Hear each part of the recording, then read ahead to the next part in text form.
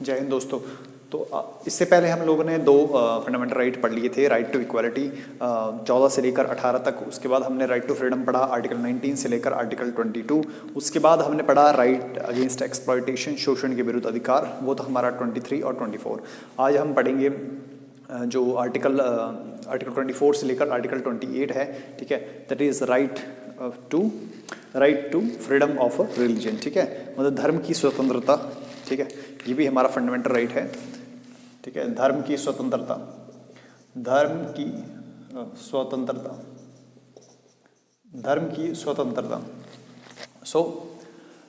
की स्वतंत्रता से रिलेटेड जो आर्टिकल्स हैं वो आर्टिकल 24 से लेकर आर्टिकल 25 से लेकर आर्टिकल 28 तक है, ठीक है। आर्टिकल 25 को देखते हैं हम, ठीक है।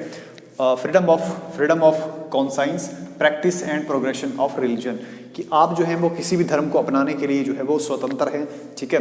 कॉन्साइंस यानी कि आप किसी भी धर्म को अपनाने के लिए जो है वो स्वतंत्र हैं, ठीक है। प्रैक्टिस, आप उस धर्म की जो है वो प्रैक्टिस कर सकते हैं, ठीक है।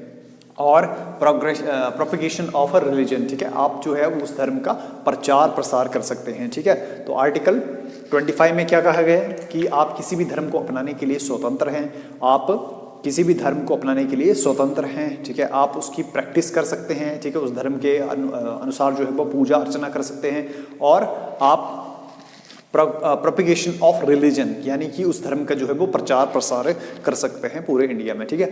उसके बाद है हमारा आर्टिकल 26। आर्टिकल 26 बोलता है कि the freedom to manage religious affairs, ठीक है, कि आप जो है वो किसी भी तरह की जैसे रिलीजियस अफेयर्स कर सकते हैं। रिलीजियस अफेयर यानी कि आप धर्म से रिलेटेड जो जैसे उपदेश देने होते हैं, ठीक है, वो आप जो है वो दे सकते हो, ठीक है। आपको किसी तरह से जो है रोका नहीं जाएगा, ठीक है। मतलब आप जब प्रचार करने जाते हो, ठीक है, तब जो है आप धार्मिक उपदेश दे सकते हो, ठीक है, रिलीजियस अफेयर्स कर सकते हो, ठीक है। आप सभा जो है वो कर सकते हो, ठीक है, जिसमें आप धार्मिक उपदेश दे सकते हो। उसके बाद है हमारा आर्टिकल 27। आर्टिकल 27 बोलता है कि जो भी हमारे रिलीजियस अफेयर्स होते हैं, ठीक है, या जैसे मंदिर होते हैं, ठीक है, जो भी हमारे रिलीजियस लाइक टेम्पल्स होते हैं, ठीक है, और गुरुद्वारे होते हैं, इन सबको जो है वो फ्रीडम ऑफ टैक्सेस दी गई है, ठीक है। इनको किसी भी तरह का जो कर है, जैसे हम लोग जाते हैं मंदिरों में, है ना, दान चढ़ाने, है ना, ठीक है, ये गुरुद्वारा में जाते हैं, दान देते हैं, ठीक है, तो जो धन इकट्ठा होता है उस पर किसी भी तरह का जो टैक्स है वो नहीं लगता, ठीक है, उस पर किसी भी तरह का टैक्स जो है वो नहीं लिया जाता, राइट, ठीक है, उस पर किसी भी तरह का टैक्स नहीं लगेगा। उसके बाद है हमारे पास आर्टिकल 28। आर्टिकल 28 बोलता है religious worship in certain educational institutions, ठीक है, कि जो एजुकेशनल इंस्टीट्यूशंस हैं, ठीक है, जो पूरी तरह से सरकार द्वारा फंडित हैं, ठीक है, जो पूरी तरह से सरकार द्वारा फंडित हैं, ठीक है, उनमें जो है आप वर्शिप नहीं कर सकते, ठीक है, ठीक है। वो इंस्टीट्यूशन जो पूरी तरह से अंडर कंट्रोल है, अंडर गवर्नमेंट है, ठीक है, पूरी तरह से गवर्नमेंट फंडेड करती है, ठीक है, उनमें जो है वो आप किसी भी तरह का कि जो रिलीजियस वर्शिप है वो नहीं कर सकते, ठीक है, रिलीजियस वर्शिप नहीं कर सकते। तो जैसे हमारा IMA हो गया, ठीक है, इंडियन मिलिट्री एकेडमी, ठीक है, IMA हो गया, ठीक है, अगर आप वहाँ पे पूजा अर्चना करते हो तो ऐसा है कि वहाँ पे तो आपको पता है पूरे इंडिया से जो है वो कैडेट्स चुने जाते हैं। सो वहाँ पे लाइक हिंदू धर्म के होंगे, है ना, मुसलमान भी होंगे, जैन भी होंगे, सिख भी होंगे, ईसाई भी होंगे, ठीक है। तो अगर आप वहाँ पे जो है वो लाइक किसी भी तरह की वर्शिप करते हो, ठीक है, किसी एक रिलीजन से रिलेटेड, सपोज कि हिंदुइज्म में, ठीक है, जैसे टेम्पल बना के सरस्वती माता की पूजा करना शुरू कर देते हो, तो वो जो है वो आप नहीं कर सकते हो अंडर आर्टिकल 28। सो यहाँ पे क्वेश्चन ये अराइज होता है कि क्या आप स्कूलों में जो है वो कोई पूजा अर्चना कर सकते हो? हाँ, तो कर सकते हैं, क्योंकि जो स्कूल्स हैं वो पूरी तरह से गवर्नमेंट फंड नहीं करती है, ठीक है, क्योंकि स्कूलों का प्राइवेटाइजेशन हो चुका है, ठीक है, तो स्कूलों का प्राइवेटाइजेशन हो चुका है, इसलिए स्कूल जो है वो इसके अंडर नहीं आते हैं, ठीक है। पूरी तरह से फंडिंग मतलब जो पूरी तरह से सरकार ही चलाती है, ठीक है, जैसे IMA हो गया, ठीक है, इंडियन मिलिट्री एकेडमी हो गया, ठीक है। So this was about right to freedom of religion, ठीक है, धर्म की स्वतंत्रता। आई होप कि आप लोगों को समझ आया होगा, ठीक है। धर्म की स्वतंत्रता की जो चर्चा है वो आर्टिकल 25 से लेकर आर्टिकल 28 के बीच में की गई है, ठीक है। आर्टिकल 25 क्या कहता है कि आपको किसी भी धर्म को अपनाने की स्वतंत्रता है, प्रैक्टिस करने की स्वतंत्रता है, और आप उसका प्रचार प्रसार जो है वो कर सकते हो।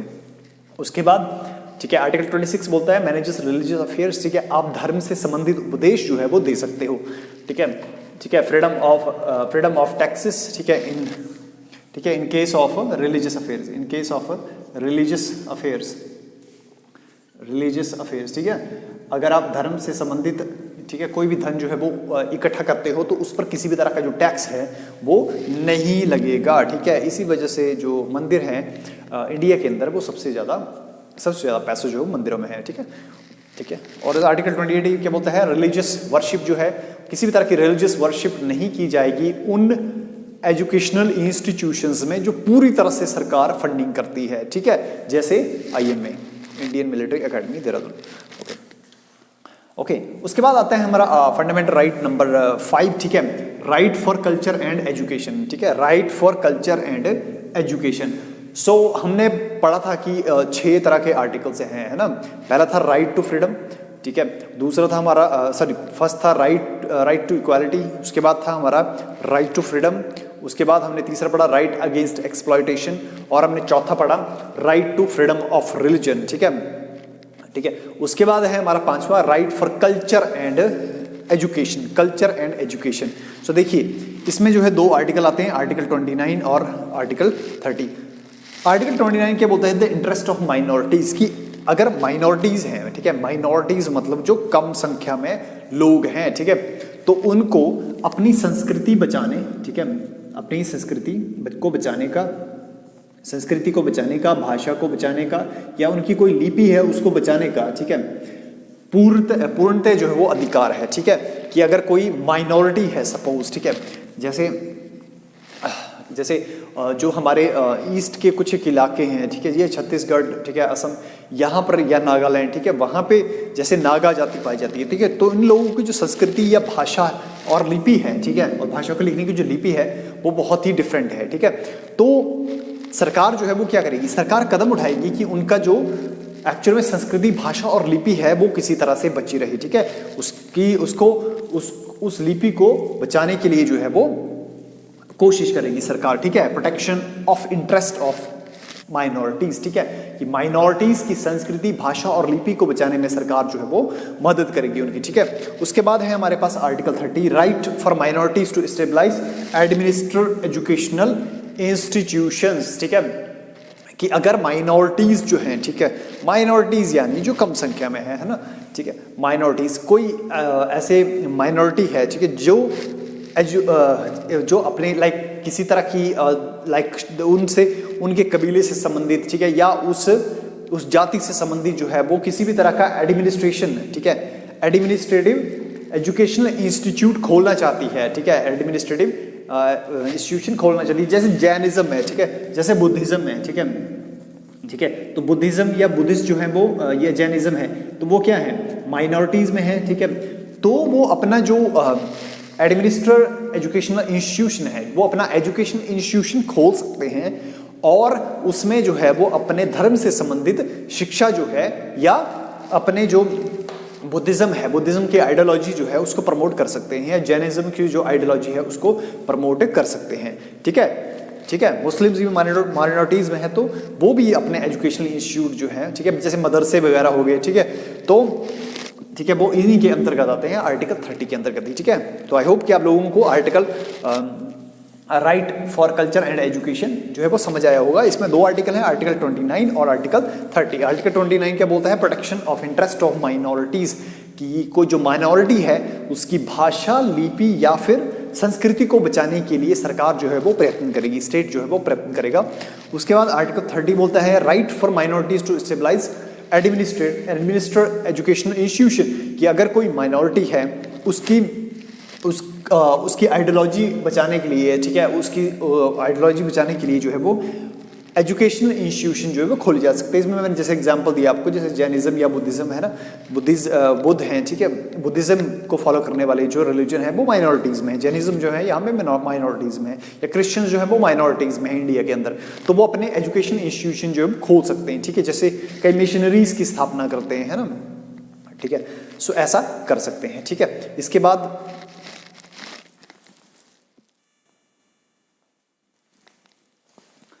ओके, सो इसके बाद आता है हमारा आर्टिकल इसके बाद आता है हमारा जो 6th फंडामेंटल राइट है, ठीक है, that is right to constitutional remedies, ठीक है, और बहुत इंपॉर्टेंट आर्टिकल है ये, बहुत ही इंपॉर्टेंट फंडामेंटल राइट है, सॉरी, है ना।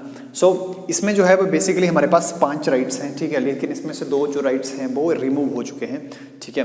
तो करंटली इसमें जो है वो 3 आर्टिकल आते हैं हमारे पास, ठीक है। So article right to constitution remedies की जो चर्चा है वो आर्टिकल 31 से लेकर आर्टिकल 35 तक जो है वो की गई है, ठीक है। अब देखते हैं आर्टिकल 31, ठीक है। तो आर्टिकल 31 जो है वो रिमूव हो चुका है। आर्टिकल 31 रिमूव कब हुआ था? 44th अमेंडमेंट्स 1978, ठीक है, जब संविधान का 44वां संशोधन हुआ 1978 में, तब इसको रिमूव कर दिया गया, ठीक है। ये था राइट टू प्रॉपर्टी, ठीक है। अब इसको जो है वो लीगल राइट बना दिया है, ठीक है। अब ये लीगल राइट बन चुका है और 300A के अंतर्गत आता है, ठीक है। सो वर्तमान में जो आर्टिकल 31 है वो रिमूव हो चुका है। इसको कब रिमूव किया गया? 44th अमेंडमेंट 1978 में। अब ये जो है वो लीगल राइट है अंडर आर्टिकल 300A, ओके।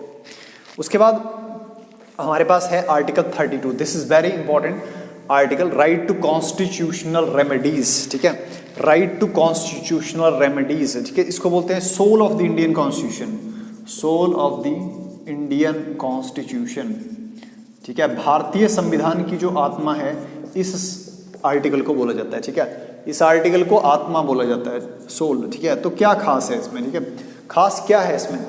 खास ये है इसमें कि अगर आपके किसी भी फंडामेंटल राइट का वायलेशन होता है, ठीक है, आपको लगता है, ठीक है, कि आप like equality, like you feel like कि आपका लाइक राइट टू इक्वालिटी का जो है वो, राइट टू इक्वालिटी का जो है वो किसी तरह से हनन हो रहा है ना, ठीक है। सो आप जो है, ठीक है, इस केस में क्या करेंगे, ठीक है, या आपको लगता है कि आपको जैसे धार्मिक उपदेश देने की स्वतंत्रता जो है उससे वंचित रखा जा रहा है ना, ठीक है, मतलब आपके किसी भी फंडामेंटल राइट का वायलेशन हो, ठीक है, तो आप जो है वो सुप्रीम कोर्ट जा सकते हो, ठीक है। आर्टिकल 32 के अंतर्गत आप कहाँ जा सकते हो? सुप्रीम कोर्ट जा सकते हो, ठीक है। और सुप्रीम कोर्ट जो है कुछ रिट्स जो है, ठीक है, कुछ रिट्स जो है वो उनको जारी करता है, ठीक है। रिट्स के बारे में मैं आइडिया बाद में दूंगा कि रिट्स क्या होती हैं और कितने तरह की होती हैं, ठीक है, ठीक है। मतलब कि अगर आपकी किसी भी फंडामेंटल राइट का वायलेशन होता है तो आप जो है वो डायरेक्ट सुप्रीम कोर्ट जा सकते हैं, ठीक है। इसीलिए मतलब देखिए सारे राइट्स को, ठीक है, सारे फंडामेंटल राइट, देखिए सबसे इंपॉर्टेंट क्या है हमारे कॉन्स्टिट्यूशन के अंदर? फंडामेंटल राइट्स, ठीक है, क्योंकि फंडामेंटल राइट्स जो है वो एक प्रिविलेज्ड लाइफ, ठीक है, एक रिस्पेक्टफुल लाइफ है ना, ठीक है, और लाइक गरिमा के साथ जीवन जीने के लिए बहुत ज़्यादा जरूरी है। सो इसका मतलब सबसे इंपॉर्टेंट क्या है? हमारे फंडामेंटल राइट्स है। तो फंडामेंटल राइट्स को कौन बचाता है, ठीक है, तो वो बचाएगा आर्टिकल 32, ठीक है। इसका मतलब आप सुप्रीम कोर्ट में जा सकते हो, ठीक है, अंडर आर्टिकल 32, ठीक है। अगर आपके पास पैसे नहीं हैं, ठीक है, तो भी सुप्रीम कोर्ट जो है वो क्या करेगा? कानूनी सहायता जो है आपको देगा, ठीक है, आपको वकील करके देगा, और आप जो है, ठीक है, ठीक है, जो भी जिसने भी आपके फंडामेंटल राइट्स का वायलेशन किया है फिर उस पर जो है वो उसका जो संज्ञान है वो सुप्रीम कोर्ट लेगा, ठीक है। इसीलिए इसको जो है वो संविधान की आत्मा का है डॉक्टर आदरणीय डॉक्टर B.R. अम्बेडकर ने, डॉक्टर B.R. अम्बेडकर ने जो है वो इस आर्टिकल को soul of the Indian constitution कहा है, ठीक है, कि ये संविधान की आत्मा है, ठीक है, संविधान की आत्मा है, ठीक है। उसके बाद है हमारा आर्टिकल 33, ठीक है। आर्टिकल 33 क्या बोलते हैं? Parliament to modify the rights conferred by this part in their application to forces, ठीक है, मतलब कि फंडामेंटल राइट्स जो हैं उनको किसी तरह से जो है वो मॉडिफाई कर सकती है पार्लियामेंट, लेकिन सिर्फ एक केस में, फोर्सेस के केस में, ठीक है, कि जैसे हमारी सेना है ना, ठीक है, जैसे आर्मी है ना, आर्मी है हमारी, ठीक है, या फोर्सेस हैं हमारे, है ना, आर्मी या जो फोर्सेस हैं उनके लिए आप लोगों को पता होगा ही कि आर्मी जो है, ठीक है, उनके जो होते हैं वो अपने रूल होते हैं, ठीक है, उनके क्या होते हैं? अपने रूल होते हैं, ठीक है। तो वो उन रूलों का जो ढंग से पालन करें, ठीक है। तो उसके लिए ज़रूरी है कि उसके लिए ज़रूरी क्या है? उसके लिए ज़रूरी ये है कि उन पर जो है इस तरह के हो सकता है उनको जो है वो किसी भी लाइक जैसे उनको जो है वो जैसे आर्मी में क्या है कि जैसे बड़ी सारे आपने जैसे कोर्ट मार्शल होता है, ठीक है। सो इस तरह की जो गतिविधियां हैं, ठीक है, अगर हमारा कोई कोर्ट मार्शल कर दे इन पब्लिक, है ना, तो वो हमारे फंडामेंटल राइट का क्या होगा, वायलेशन होगा, ठीक है। लेकिन आर्मी में जो है वो कोर्ट मार्शल हो सकता है, ठीक है, मतलब आर्मी में वही बोलता है कि जो सीनियर इज ऑलवेज करेक्ट, है ना, सीनियर इज ऑलवेज करेक्ट, वो आर्मी का रूल है ना, कि आप सीनियर को आप सीनियर की बात जो है आपको माननी ही पड़ेगी, ठीक है, सीनियर इज ऑलवेज करेक्ट, तो आप बात जो है आपको माननी ही पड़ेगी, ठीक है, चाहे वो जिस भी मर्जी बात के लिए आपको बोल रहा है, ठीक है। तो आर्मी के जो रूल हैं वो बिल्कुल अलग हैं, ठीक है। संविधान में आर्टिकल 33 जोड़ा गया है, ठीक है, कि जो आर्मी है या फोर्सेस हैं उनको जो है, ठीक है, उनके अगर फंडामेंटल राइट्स का सरकार चाहे, पार्लियामेंट चाहे, तो उनके लिए ये राइट्स जो है वो हटा सकती है, ठीक है, उनके लिए ये राइट्स जो है वो हटा सकती है, ठीक है, मतलब उन पर वैलिड नहीं होते ये रूल्स, उनका अपना ये रूल है, ठीक है। आर्टिकल 34, ठीक है, आर्टिकल 34 बोलता है कि अगर किसी भी तरह का मार्शल लॉ लगता है या इमरजेंसी लगती है, ठीक है, मार्शल लॉ होता है सेना शासन, है ना, सेना का शासन, है ना, कि किसी एक विशेष क्षेत्र में जो है वो अगर सेना का शासन है तो, या इमरजेंसी लग गई है, ठीक है, किसी आपातकाल की घोषणा हो गई, जैसे सपोज की जैसे न्यूक्लियर वॉर शुरू हो गया, ठीक है, पाकिस्तान ने हम पर हमला कर दिया, ठीक है, हालांकि पाकिस्तान हमला नहीं कर पाएगा, ठीक है, उसकी हालत वैसे बदतर है। सो अगर इमरजेंसी जो है आ गई किसी भी तरह की, ठीक है, जैसे युद्ध में चला गया, ठीक है, भारत ने युद्ध की घोषणा कर दी पाकिस्तान के खिलाफ की, अब तो पाकिस्तान ऑक्युपाइड कश्मीर POK जो है वो लेकर ही हम वापस लौटेंगे। सो अगर किसी तरह की इमरजेंसी जो है वो होती है तो इन फंडामेंटल राइट्स को जो है वो रिमूव करा जा सकता है, ठीक है, इन फंडामेंटल राइट को जो है वो रिमूव करा जा सकता है, कब, जब हमारे पास मार्शल लॉ लगता है या फिर इमरजेंसी लगती है, ओके। उसके बाद है हमारे पास आर्टिकल 35, ठीक है, आर्टिकल 35 जो है वर्तमान में रिमूव है, ठीक है, जम्मू कश्मीर को विशेष प्रावधान देने के पक्ष में ये आर्टिकल जो था, ठीक है, आर्टिकल 35 जो था वो जम्मू कश्मीर को विशेष राज्य का दर्जा देने के लिए जो है लाया गया था, ठीक है, क्योंकि हमें पता है कि जो जम्मू कश्मीर है, ठीक है, उसको तोड़कर जो है वो लद्दाख और जम्मू कश्मीर जो है वो अलग अलग 2 यूनियन टेरिटरीज जो है, ठीक है, 2019 में बना दिया गया था। तो ये था हमारा फंडामेंटल राइट्स के बारे में।